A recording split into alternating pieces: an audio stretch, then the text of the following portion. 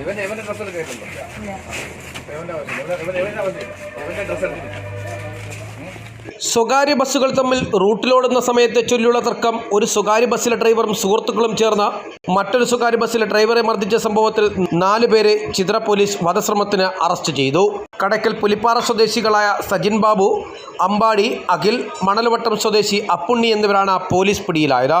കടയ്ക്കൽ അഞ്ചൽ റൂട്ടിലോടുന്ന ശിവപ്രിയ ബസ്സിലെ ജീവനക്കാരും മടത്തറ പുനലൂർ റൂട്ടിലോടുന്ന SMS ബസ്സിലെ ജീവനക്കാരും തമ്മിൽ സമയത്തെ ചൊല്ലി തർക്കം നിലനിന്നുവരെ കഴിഞ്ഞ ദിവസം ശിവപ്രിയ ബസ്സിലെ ഡ്രൈവറായ സജിൻ ബാബുവും ബസിന്റെ മാനേജറായ അപ്പുണ്ണിയും സുഹൃത്തുക്കളായ അഖിലും രാകേഷും അമ്പാടിയും ചേർന്ന് SMS ബസ്സിലെ ഡ്രൈവറായ രാജേഷിനെ കമ്പിവടി കൊണ്ടും കാട്ടുകമ്പ് കൊണ്ടും മർദ്ദിക്കുകയായിരുന്നു.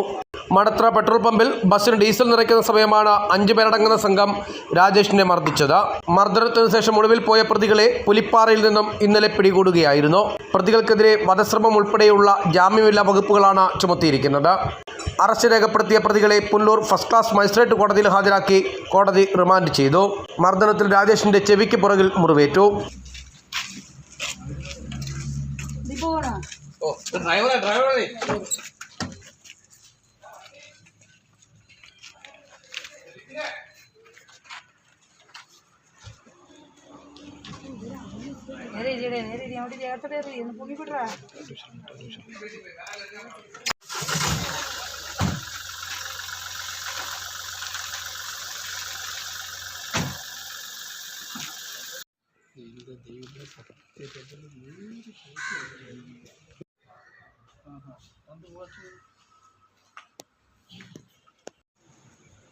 കേരള തനിമ ന്യൂസ് ചിതറ.